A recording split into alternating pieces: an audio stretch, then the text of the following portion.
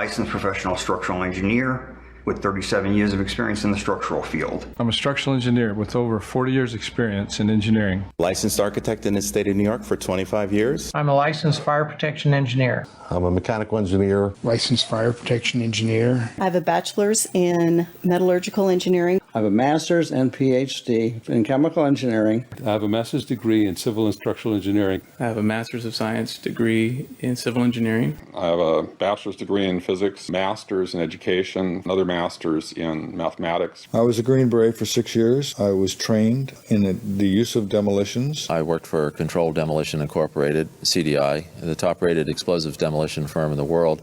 I have published close to 60 peer-reviewed papers. My PhD is in aeronautics and nuclear engineering from Caltech, and I did my postdoctoral work at the Von Karman Institute in Brussels, Belgium, in finite element analysis. I taught at 5 colleges and universities, serving as department head and assistant dean. I've been teaching science for many years, since I was about 16, and have published I don't know how many papers, but certainly over 100, probably closer to 200. I knew from day one that this was a controlled event. The conclusion of explosives is definitive. The only thing that I can see that would be capable of doing this would be explosive devices. I certainly believe that it had to have been controlled demolition. There was just no logical explanation for that building to come down, straight down into the path of greatest resistance in a little less than 10 seconds. Did not make sense. It cannot happen that when you have asymmetric damage, you will get a perfectly symmetrical collapse. There are columns of steel around the exterior of the building and within the core, all of which are there to prevent the thing from falling down. And so even if something falls on it, it's not going to immediately just go pop, pop, pop, pop, pop, pop like that, floor by floor. If it's gonna collapse, it's gonna have to take some time to weaken the structure below it. You're looking for a jolt, that this thing, if it actually comes down and hit, you should be able to see the point at which they actually impact, because it would actually slow down the motion of the falling block. It never slows down. It accelerates the entire time. The buildings actually accelerated as they came down, meaning they were not getting resistance from these massive columns in the center of the core of this building. The core of this building was very heavy. They're huge columns, huge. Less than 1.5% of the steel that NIST actually got showed that it experienced any temperatures where steel would actually lose strength. 98.5% of the steel they got showed it would not lose, it had not lost, had not experienced temperatures where it would lose any strength at all. The fires were not that hot. If you look at the NIST zone data, you could see this. This violates the laws of physics. It can't happen. Those aircraft and those fires could not cause those buildings to come down in that way. The buildings came down because there was very carefully controlled demolition with high explosives that had been planted many weeks, if not months before. We have been told nothing but lies about this, folks. The government has lied to us, and we need to get to the truth. Over the past 2 decades, thousands of architects, engineers, scientists, and other experts led by Richard Gage, they have put their reputations and their careers on the line, claiming that 9/11 was in fact an inside job. I represent 3,000 architects and engineers across the country and around the world who are demanding a new investigation. Now, of course, the incredulous retort to anybody that questions the official story of 9/11 is that the government already conducted a meticulous official investigation into all of this. But according to the lead investigators of the official 9/11 Commission, that's simply not true. Lee and I write in our book that we think the commission in many ways was set up to fail because we had not enough money. We didn't have enough time. We thought we were set up to fail. We had a very short time frame. Indeed, we had to get it extended.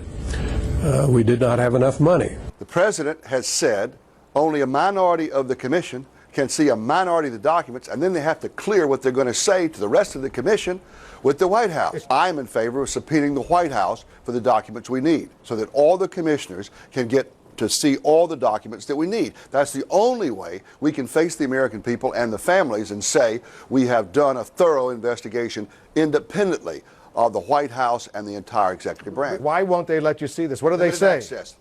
They don't want any more eyeballs to see their documents than they can possibly get away with. It's a scam. It's absolutely disgusting. People will be investigating 9/11 for the next 100 years in this country. And they're going to find out some things that we missed. Now, to help further put this into perspective, the 9/11 Commission was granted a pathetic $15 million to investigate what is considered to be the greatest crime in United States history, in which almost 3,000 were killed. Now compare that to the $25 million that was spent on the Mueller investigation, the $60 million spent on the Whitewater investigation, or the $400 million that was spent on the Space Shuttle Columbia investigation, in which only 7 people died. But there wasn't just a lack of money to conduct a proper investigation, guys. There was also an obvious cover-up. We pressed early on for a full-scale investigation, and of course one of the issues was while we were doing that, the evidence from the buildings was being destroyed. Everything was scooped up, and all of a sudden they had a big incentive to recycle steel for some reason. All of the evidence was removed. You can't do science without evidence. This is not only unscientific, it's illegal. National Fire Protection Association Guide number 921 calls for saving the evidence and being prepared to justify why you wouldn't. It also calls for testing for accelerants and explosives when high-order damage is involved. And this did not do this. And it wasn't just the criminal destruction of forensic evidence either. They also censored and suppressed key eyewitness testimony. You heard explosions, like boom. It's like a distinct sound. It's not like when in compression, like boom, boom, boom, boom, boom, like floors that were dropping and collapsing. This was boom, and like you felt a rumble in the ground, like almost like you wanted to grab onto something. Big explosion. Blew us back into the 8th floor. Floor by floor, instead of popping out. It was like, if they had detonated. If they were planned to take down a building. Boom, boom, boom, boom, boom, boom, boom. From the corner, boom, boom, boom, boom, boom, boom, boom, boom, boom. Just like 20 straight hits. And as the bombs were going, people just started running. And I sat there and watched a few of them explode. The bomb hit the lobby first, and a couple of seconds in the first plane hit. Think a bomb went off in the lobby first, then a plane hit the building. Most notable amongst this testimony was former World Trade Center employee William Rodriguez, who claimed that he heard an explosion from below in the basement before any plane even hit. Boom! An explosion so hard that pushed us upwards. Upwards. And at that moment, I thought it was the mechanical room where they have all the pumps and the generators for the building, that maybe a generator just blew up on the basement. Now, 20 years in the building, you know something that comes from the bottom and something that comes from the top. And when I went to verbalize that it was a generator, we hear, boom, all the way on the top.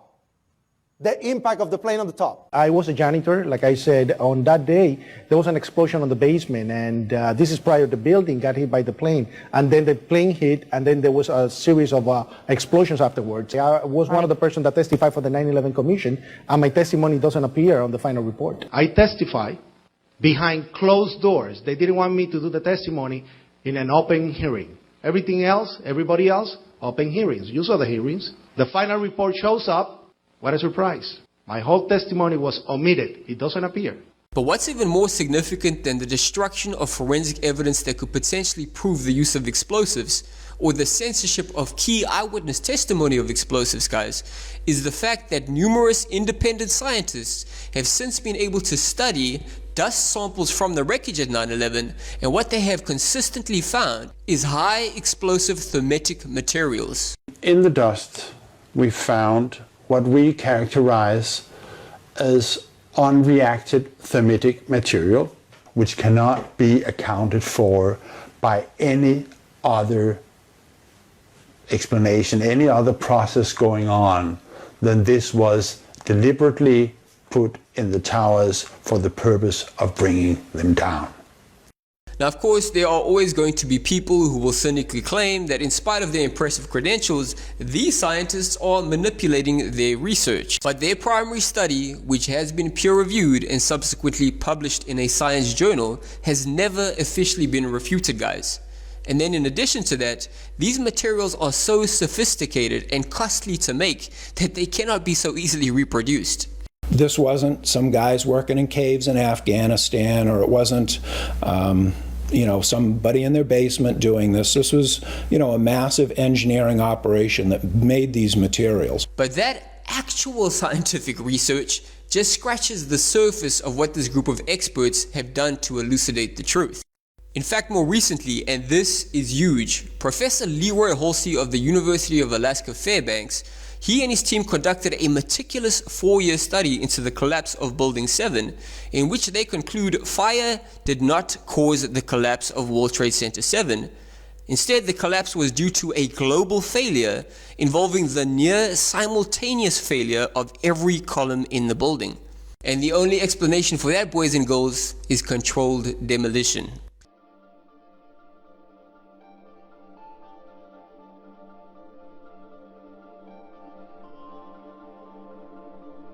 Now, as a result of this game-changing study, this group of experts, along with actual family members of 9/11 victims, they've come forward and are now suing the government. So what do you want? Let's get to the bottom line before I want truth. I've been lied to. I'm a parent who has an obligation to find out why my son was murdered. Why my son was murdered. We are not crazy. We have questions. We demand answers.